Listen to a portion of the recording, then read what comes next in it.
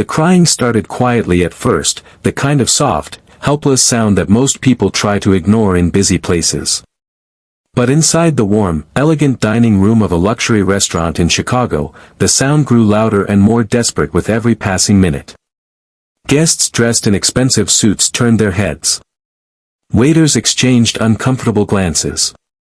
And at a corner table near the window sat a little boy with tear-streaked cheeks, clutching a small toy car in his shaking hands. Across from him sat his father, Jonathan Carter, one of the youngest billionaires in the United States. His watch alone could buy a house. His company employed thousands. But in that moment, none of it mattered, because he had absolutely no idea how to stop his son from crying.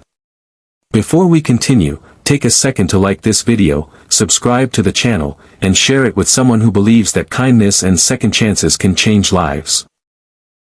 Also tell us in the comments where you're watching from. 5-year-old Lucas Carter had been crying for nearly 20 minutes.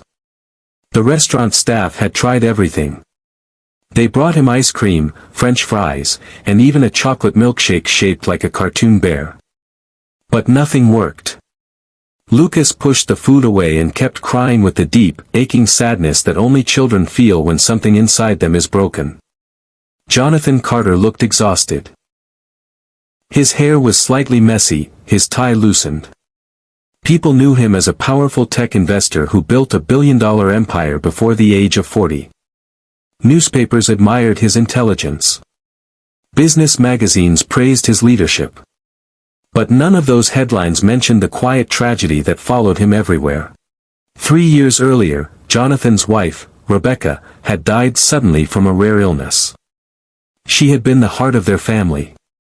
Lucas was only 2 years old at the time, too young to understand death but old enough to feel the emptiness she left behind. Since that day, the mansion they lived in felt more like a silent museum than a home. Jonathan tried everything to raise his son well. He hired the best nannies, the best teachers, and the best therapists money could buy. Lucas had a room full of toys, a private playground, and every opportunity imaginable. Yet the one thing money could never purchase was the warmth of a mother's love. And Lucas felt that absence every single day. The restaurant manager was beginning to worry that other customers might complain. Several guests had already whispered about the crying child disturbing the peaceful atmosphere. One waiter suggested that Jonathan take the boy outside. But before anyone could say anything, a young waitress named Sarah Miller approached the table quietly. Sarah was in her late 20s. She had gentle eyes and a calm presence that made people feel safe around her. Unlike the other staff members, she didn't look annoyed or nervous. Instead, she looked concerned. She had been watching Lucas from across the room. Sarah grew up in a small town in Ohio. Life had never been easy for her. Her father left when she was a child, and her mother worked 2 jobs to keep food on the table. By the age of 16, Sarah had learned how to comfort crying children because she spent most of her time taking care of her younger siblings. She understood something that others in the restaurant didn't. This wasn't a child crying because he wanted dessert. This was a child crying because his heart was hurting. Sarah walked over slowly and knelt beside the table so she was at Lucas's eye level. Jonathan looked surprised, unsure what she planned to do. Lucas kept crying, his small shoulders shaking. Sarah didn't bring food. She didn't bring toys. Instead, she gently spoke one quiet sentence. "He doesn't need more ice cream," she said softly. Jonathan looked confused. Sarah then looked at him with kindness and said something that stopped him completely. "He just needs a mom." The words hung in the air like a sudden truth nobody had dared to say out loud. Jonathan's face changed instantly. For a moment, the confident billionaire disappeared, and all that remained was a tired father who had been trying to fix an emotional wound with money and solutions. Lucas kept crying. Sarah slowly reached out and gently placed a napkin in the boy's hand, helping him wipe his tears. She didn't rush him. She didn't pressure him to stop crying. She simply stayed there beside him, offering the kind of quiet comfort that children recognize instantly. After a minute, Lucas looked up at her. His crying softened. For the first time since entering the restaurant, the boy seemed to feel safe.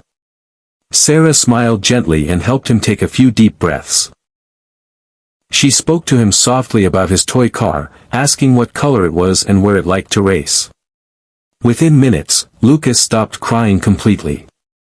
The entire restaurant seemed to exhale in relief. Jonathan watched the scene with disbelief.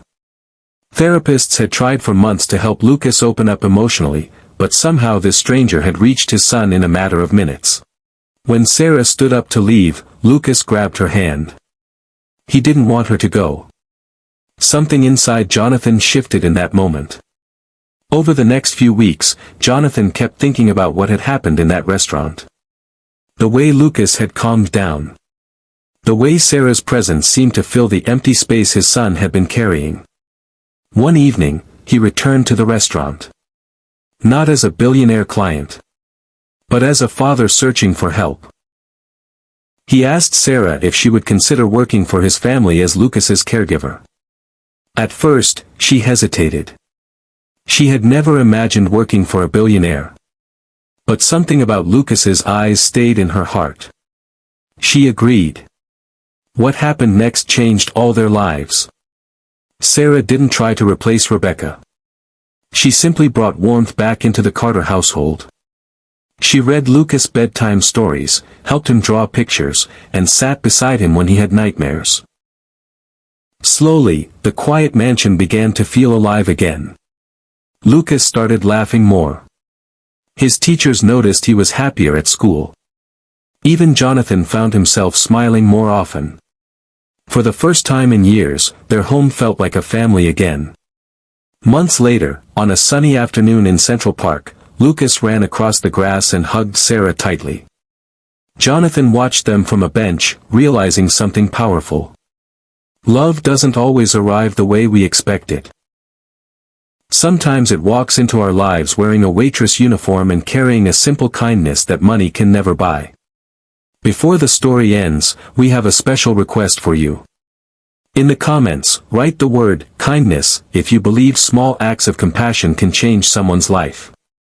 Years later, Jonathan would often remember the night his son cried in a crowded restaurant.